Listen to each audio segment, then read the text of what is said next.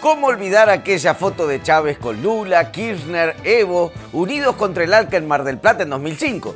En el marco de la Cumbre de las Américas, donde además lo boludearon un rato largo a George Bush en la jeta. Y hay un momento en que Néstor me dice, Hugo, ven acá. Y me dice, cuando yo necesite que tú hables y hables y hables, a cansarlo, le doy la palabra. Sin que tú la pidas, le dije, trato hecho. Me la dio como 3 veces. Please don't bomb Mar del Plata, Mr. President. Which in the country will be attacked, President. Yo hablaba, Bush se paraba. No le gustaba oírme a mí. Y lo fuimos cansando y los derrotamos. Y el acto de la contracumbre, con cientos de miles de personas movilizadas a Mar del Plata. Chávez venía de ganarle y de forma democrática a un golpe de Estado contra su gobierno, a una brutal huelga petrolera y a un referéndum revocatorio de su mandato. Venía tan agrandado que en el duelo de protagonismo, Maradona pareció un humilde pibe de barrio. Y a todo eso había un boom del precio del petróleo, así que llegaba a Mar del Plata con una chequera que era la delicia de cualquiera que necesitara un mango para luchar contra el imperialismo. Vamos a decirlo, Alca, Alca, al carajo. Si hay algo que siempre jugó a favor del chavismo en términos de imagen, fueron sus opositores. Desde el primer minuto fueron golpistas, sediciosos, violentos, rupturistas, boicoteadores y desestabilizadores. Y a eso hay que sumarle las operaciones de inteligencia y los bloqueos económicos orquestados desde los Estados Unidos. Todo esto hizo del chavismo, con mucha justicia, un ejemplo de resistencia para los gobiernos populares de América Latina. Yo mismo dudé mucho de si cabía el término dictadura en Venezuela, porque esta gente lo viene usando desde 1999. Asumió Chávez y ya decían, esta dictadura no se aguanta más. Le pasó la de Pedrito y el Lobo. Usaron tanto la palabra dictadura que para cuando Maduro realmente armó una dictadura, ya nadie les creía. Así que vamos otra vez a hacer un recorte caprichoso de la historia con el único objetivo de explicar por qué, deliberadamente, dijimos en el episodio pasado que el gobierno de Nicolás Maduro había mutado hacia una dictadura. Lo que despertó que mucha gente dijera que nos vendimos a los Estados Unidos de América. ¡Qué imbecilidad! En fin, vamos a detenernos en que Maduro rompió el juego constitucional y cerró toda posibilidad de acceso de la oposición al poder. Y todo disfrazado de una democracia que no es tal, como si te invitara a jugar al ajedrez y cuando te sentás te rompo el tablero de madera por la cabeza. Sí, técnicamente estoy jugando con el ajedrez. Siendo bondadosos, en muchos aspectos el gobierno de Maduro podría parecerse a una democracia autoritaria en problemas que tira manotazos de ahogado.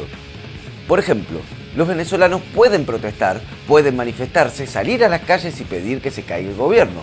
Y también pueden encontrarse con una feroz represión o que a la vuelta de la esquina un colectivo chavista, una especie de grupo de choque, les rompa bien la cara. Según el Observatorio de Conflictividad Social, solo en lo que va del año, que no hemos llegado a la mitad, en Venezuela hubo más de 8.000 protestas, de las cuales 4.000 fueron en reclamo de derechos políticos. A su vez, los muertos en la represión a esas protestas ascendía cuando escribimos esto a 60 personas. Venezuela es una sociedad que muestra estadísticas de estar atravesando un momento particularmente dramático. Es uno de los países con mayor cantidad de muertes violentas del mundo, con más de 23.000 por año, un tercio de ellas a manos de las fuerzas de seguridad. Y esa conflictividad social, que tiene múltiples causas, se refleja en cómo se protesta. La protesta es violenta y la represión feroz. Tanto que los manifestantes hicieron un máster en pelea medieval y en administración del fuego. Y del lado de enfrente les pasan por arriba con una tanqueta. Todo muy normal. Cuando hablamos de violaciones a los derechos humanos en Venezuela, ya empezamos a acercarnos al concepto de dictadura, por no decir que entramos de lleno. Según Amnistía Internacional, desde 2017 a la fecha, el gobierno de Maduro empezó a perseguir opositores ATR, a toda represión. Más precisamente desde que se le dio inicio a la fase verde del Plan Zamora. Con la excusa de que nos está desestabilizando Estados Unidos, salimos a la casa de opositores y vamos por las viviendas populares de pibes que fueron a una marcha, revolverle las cosas, pegarle un tiro de escopeta a la puerta, tener a la abuela acostada en el piso durante 2 horas, a ver si después le dan ganas de seguir yendo a marchas. Y cosas ya más graves, se han reportado infinidad de ejecuciones, secuestros, torturas, desaparecidos, y con la excusa de que siempre está todo en estado de excepción, aparece una de las formas más comunes en las que el gobierno de Maduro viola los derechos humanos: juzga civiles en tribunales militares bajo leyes idem. Un caso tan reciente como resonante es el del diputado Edgar Zambrano, vicepresidente de la Asamblea Nacional declarada en rebeldía por el Tribunal Superior de Justicia. El 10 de mayo lo fueron a arrestar, se resistió y se encerró dentro del auto, por lo que fue trasladado con coche y todo al temible edificio Helicoide, una especie de limbo prisión del Servicio de Inteligencia Bolivariano en Caracas. Mandó mensaje, me tienen rodeado, no sé qué cosa, se encerró en el carro. Creyendo que el SEBIN se iba a comer ese cuento. De aquí no me muevo, dijo. Le metieron una grúa. Diosdado, además de un gran comediante amateur y un extravagante nombre que nos hace pensar en la ludopatía, es el presidente de la Asamblea Constituyente, el órgano con el que el chavismo se armó su propio parlamento. Y ustedes me dirán, bueno, pero Edgar Zambrano venía de hacer un golpe de Estado, es obvio que lo tienen que meter en cana e interrogar. Sí, pero lleva más de 15 días detenido incomunicado sin que el gobierno venezolano diga dónde está. La misma suerte corrió el diputado Gilbert Caro, que desapareció a manos del gobierno hace ya más de un mes. El diputado Gilbert Caro, ¿por qué se lo considera un desaparecido? ¿Dónde está él? El ciudadano Gilbert Caro se le considera un desaparecido según lo que usted acaba de decir. Bueno, entonces cuéntenos dónde está él. ¿Por qué usted dice eso? Porque queremos, si usted nos puede contar dónde él está, yo cambio mi punto de vista. Él está siendo investigado por los mismos hechos. Alguno podría decir que no necesariamente un gobierno que viola los derechos humanos es una dictadura. Sin ir más lejos, en CNN no se muestran tan escandalizados cuando hablan de la base norteamericana en Guantánamo, en la que se mantiene a ciudadanos de varios países recluidos de forma totalmente ilegal. Y hay muchos otros estados que cometen violaciones sistemáticas a los derechos humanos. En China ni se puede protestar, en Rusia se persigue la homosexualidad, bueno, ni te cuento las violaciones a derechos humanos perpetradas por Estados Unidos fuera de su territorio. Gobierne quien gobierne, Obama, Trump, Bush, Massa, cualquiera. Y así entramos en la última línea de defensa de Maduro. Lo votó la gente. En ese punto está el gen del autoritarismo. Maduro gana porque nadie lo puede vencer. A las 4:25 de la tarde de hoy, 5 de marzo, ha fallecido el comandante presidente Hugo Chávez Frías. Así, el comienzo de la decadencia del chavismo podríamos situarlo en el preciso momento en el que fallece Chávez, el 5 de marzo de 2013, dejando un tremendo vacío, sobre todo de liderazgo, hacia el interior de sus filas. En ese escenario que obligaría a convocar, como manda la Constitución de nuevo, a elecciones presidenciales, ustedes elijan a Nicolás Maduro como presidente de la República Bolivariana de Venezuela. Nicolás Maduro, quien se desempeñaba como canciller, fue elegido por el líder para sucederlo. Maduro es electo presidente en abril de 2013, tras una muy ajustada victoria por menos del 2% frente al entonces líder de la oposición, Enrique Capriles, alguien que si pones desestabilizaciones en LinkedIn te salta su perfil. Cuestiones que Maduro asume con la malísima suerte de que el precio del barril de petróleo en el mercado internacional pasa de $125 en 2012 a $30 en 2016. Bajó 3/4 de su precio en unos pocos años, y eso significó un golpe fuertísimo para la economía venezolana, equivalente a 4 años en la escala Macri. En paralelo a la crisis económica crece el malestar, las protestas y la represión de las protestas. Todo se va poniendo más áspero hasta llegar a un momento bisagra en la historia reciente de Venezuela, las elecciones legislativas de 2015. El 6 de diciembre de ese año, ya inmerso el país en una fuerte crisis económica, la Mesa de Unidad Democrática, el frente que aglutina a los partidos de oposición, gana las elecciones con el 56% de los votos frente al 40% del chavismo. Con este resultado, la oposición consigue 112 diputados, 2/3 de la Asamblea Nacional, una mayoría simple. Esto significaba dos cosas. No solo que el gobierno debería negociar con el Parlamento la aprobación de leyes, sino que también la oposición podía lanzar desde la Asamblea un plebiscito revocatorio del mandato de Maduro, también conocido como la fulminante. Bueno, a partir de ahí el gobierno comienza a desarmar el sistema democrático para dejar sin poder a la oposición. Le va cambiando todo el tiempo las reglas de juego, y cuando los otros dejan de jugar, se queda con todo, como un niño caprichoso de 57 años. Después de las elecciones de diciembre de 2015, la Asamblea Nacional saliente, que terminaba a fin de año de mayoría chavista, nombra 13 magistrados para cubrir vacantes en el Tribunal Superior de Justicia, lo que sería la Corte Suprema. Muchos tenían vínculos cercanos con el partido gobernante.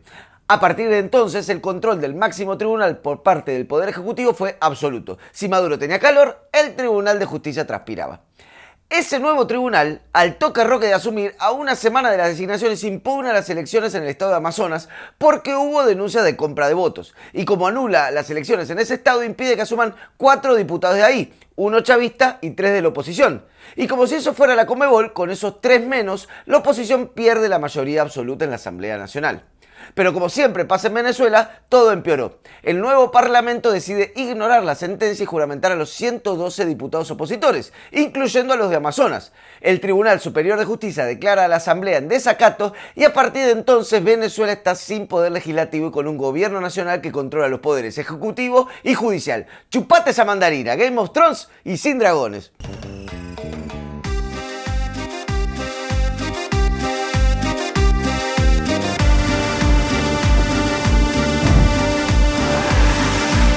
No obstante, la oposición intenta jugar todavía en el marco constitucional. A comienzos de 2016, cumplida la mitad del mandato de Maduro, junta las firmas necesarias que pide la Carta Magna y presenta una solicitud formal ante la Comisión Nacional Electoral para activar el referéndum revocatorio contra el presidente.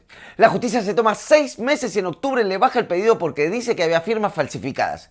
Y falta todavía una. Ante la situación de estar sin poder legislativo, el gobierno convoca por decreto a elecciones de una Asamblea Nacional Constituyente y como la oposición no se presenta por considerar los comicios irregulares, el madurismo se queda con 545 integrantes de la Constituyente, que ahora preside el bueno de Diosdado y que hace las veces de poder legislativo. Decreta, primero, asumir las competencias para legislar sobre las materias dirigidas directamente a garantizar la preservación de la paz, la seguridad, la soberanía, el sistema socioeconómico y financiero, los fines del Estado. Ya tenemos que Maduro prácticamente disolvió el Parlamento e intervino la justicia, así que la división de poderes te la estaría debiendo. Pero todavía podría decirse lo votó la gente, y eso es bastante relativo. A comienzos de 2018, la Asamblea Nacional Constituyente decide adelantar las elecciones presidenciales para abril, con escasos 2 meses de anticipación, cuando históricamente siempre se celebraron en diciembre.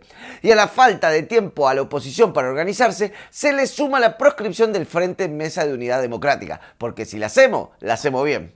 Moraleja, la mayor parte de la oposición decide llamar a boicotear los comicios y entonces finalmente gana Maduro. Bien, Nicolás, lo lograste. Se impuso con el 67% de los votos frente a 2 partidos medio cachivaches en unas elecciones en las que votan menos de la mitad del padrón. Y así Maduro festeja, como un niño al que su padre le dice que patee el penal para un lado, que total, él se tira para el otro. Viene el centro, amaga salir el arquero, se queda, cruz penal, ¡gol! ¡Gol!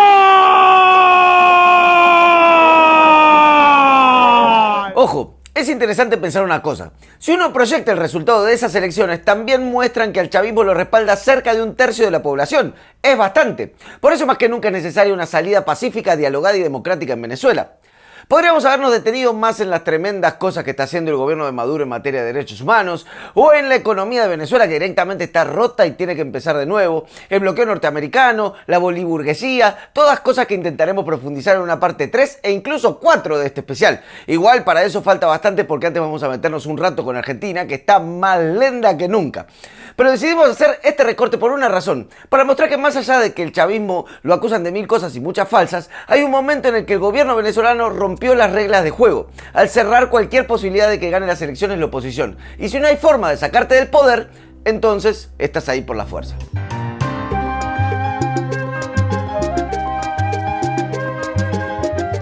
Bueno, la semana pasada recibimos cientos de mensajes insultándonos por chavistas y cientos de mensajes insultándonos por decir que Maduro había mutado hacia una dictadura. Pero nos gustó este de Franco Petrucci, que dice: el disclaimer sobra, está muy tenido de subjetivismo. ¿Cuánto de lo expuesto son datos comprobados? Si van a promover su ideología sin dar ningún fundamento de nada, no se saquen la responsabilidad de encima. No se puede tomar en serio. 2 sobre 10. Vaya a saber en qué escala, Franco. Emma el Pipa nos dice: vi 10 minutos de este video y me terminé peleando con mi novia. Es venezolana. Hubo lágrimas. Gracias, De nada, Emma. Espero que te hayas reconciliado. Y si no, mostrale este capítulo que pasó, que es bastante antichavista. Carpincho Carpinchovic nos dice: primera vez en País de Boludos, hoy me siento más boludo que siempre. Gracias. De nada, Carpincho. Ese es nuestro objetivo en la vida. Andrés Jiménez, se te dio, nos dice: este zurdo de mierda nunca responde a mis comentarios. Los anteriores eran opiniones objetivas, ahora me voy a dedicar a indignarme por nada, a ver si así ganaste. Ídolo. Ahora llené el vacío del domingo con otra cosa. Joaquín García nos dice: ¿quién es el uruguayo trosco este? Ay, uruguayo, qué cosa decís, Joaquín. Y Lucas evidentemente tuvo una especie de ACV de alegría y terminó hablando así: petaculazo, vos papá, mien ahí, vamos arriba PDB, que craso, cucurú, calapelo, macrigá. En fin, así es nuestro público querido. Les mandamos un beso y nos reencontramos la semana que viene. Muchísimas gracias por haber llegado hasta acá. Si quieren recibir todos nuestros capítulos apenas salen, pueden escribirnos por WhatsApp al 11 59 08 87 21. Les queremos agradecer a quienes entraron a paisdeboludos.com.ar y se suscribieron o hicieron aportes únicos, incluso a los que comparten el link del programa. Porque recuerden, País de Boludos lo hacemos entre todos.